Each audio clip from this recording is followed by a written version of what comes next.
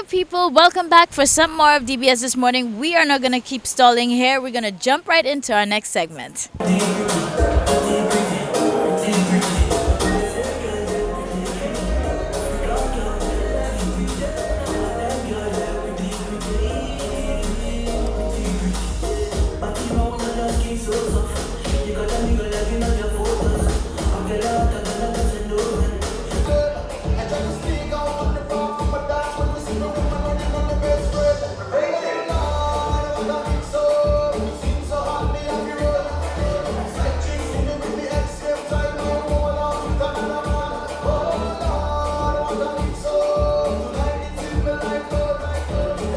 I'm really on a high because it was only yesterday I got information from the Tourism Authority which suggested something really exceptional.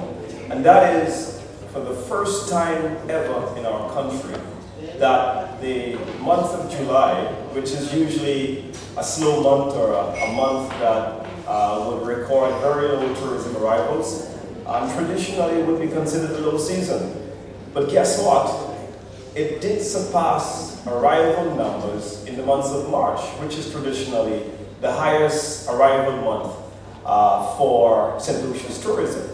And I guess you all know why by now. You have done an exceptional job this year in that the numbers suggest that the tourist arrivals July 2019 when compared to 2018 did record a 25% increase in tourist arrivals. So put your hands together for yourselves. Come on, that was for you. You can do a lot better than that. Come on. That was for you. And so basically what I'm saying is congratulations to all of you for putting together the best ever carnival that I have ever seen in my lifetime. You've built such a solid coalition among band leaders and events managers and revelers and media and marketing people. I was so impressed to hear that you sold so many of your tickets online. Some bands told me that the majority of their revelers were people who were coming from overseas. Hotels reported astounding numbers when it comes to bookings of people coming from nearby Caribbean islands and people coming from the UK and the US diaspora. And it was just a glorious story to be told, and we are so excited. We feel extremely vindicated as a government because when we assumed office, jazz was bigger than carnival. And we felt that there was something fundamentally wrong with that. Because when we look at the talent that was performing at the Jazz Festival by and large, it was talent that was imported. It was more or less someone else's culture. And we took a policy decision and we said that the biggest thing in St. Lucia must be carnival. And this is why this year we have spent a whopping $4.7 million on the carnival festivities. And for the first time, perhaps the second time running successfully, we have spent more money on carnival than we have on the Jazz Festival. In 2016, the figure was somewhere in the region of 14 million EC dollars that we were spending on the Jazz Festival. We have shrunk that significantly, and our focus now are in our own events. I'm so proud of the great inroads our music have been making the world over. When I travel and I go on tourism trade shows and I see people asking me whether I know who's Freezy, and I said, well, yeah, I know Freezy. I happened to see him a few times and I've been to some of his concerts, and I think I met him a few times and shook his hand. And they were asking me about other members of the January segment crew, and it was just amazing to get that kind of feedback in the marketplace. It was just incredible. And it says that our music has gone places. But what we have to ensure as policymakers and as private sector people is that we have to be deliberate about the development of the art forms. We have to ensure that, the successes that we're enjoying now, in the carnival festivity and with our music, that it just doesn't happen by chance, but it happens deliberately because we have actually got together, we have done the work, we have put the policy and the enabling environment as the government, and then the private sector would bring along the ingenuity and the business acumen to make sure that we take this to the next level. And so, I thank you so very much tonight. I know you didn't come to listen to another political speech, but I just want to say thank you all for a most incredible job, a most incredible carnival. Thank you, I'm so proud of all. Thank you.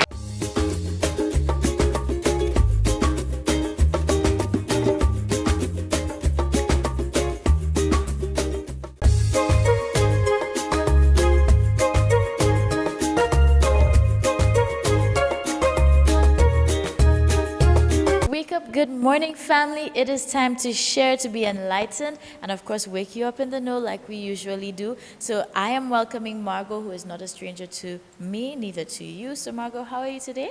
Oh, I am fine, Sheila.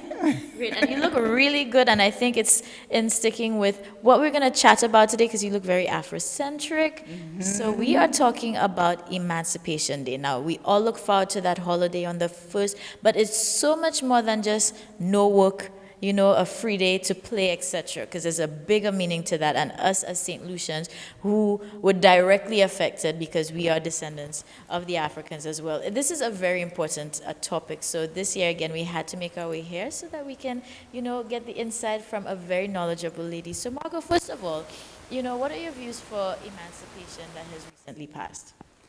Well, I am always a little sad that our emancipation holiday is so low-keyed. We really do nothing much to celebrate emancipation. This is one of the greatest holidays for our people. In our island, St. Lucia, we are descendants of slaves and descendants of the Amerindians, people who were decimated by the Europeans. And we should really be celebrating that we are not enslaved anymore.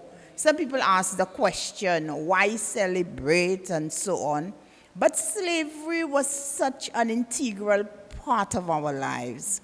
And the mere fact that we can speak freely, we can move freely, we're not in shackles, we walk in our streets and we don't have to show a pass. Because, during the days of slavery, people would, when the slaves had to go from one place to another, and they had to show a pass, right? So we are free, and I celebrate it all the time that I am free. And it is one time of the year I think we should begin to put more focus on. And for people listening, I just want to remind you of two historical facts. The slave trade ended in 1807, but the Emancipation Act was passed in 1833 for effect in 1834, 1st of August, 1834. And there was something called the apprenticeship period, after 1834, but it was short-lived because the slave masters were not teaching the slaves anything. Right. When you're an apprentice, this is the time that you learn. But they were not teaching them anything. All they were doing, they were just harnessing their labor and not paying them.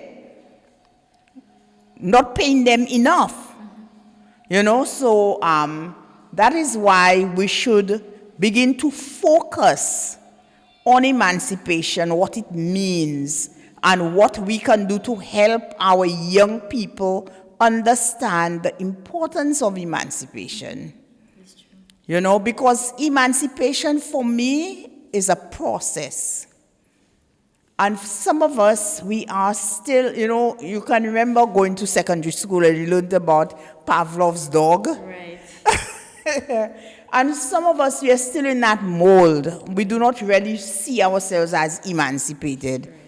So I think it is the onus is on each of us to help our children and our grandchildren understand what emancipation is, and even for the employers in the workplace to help employees understand the whole process of emancipation.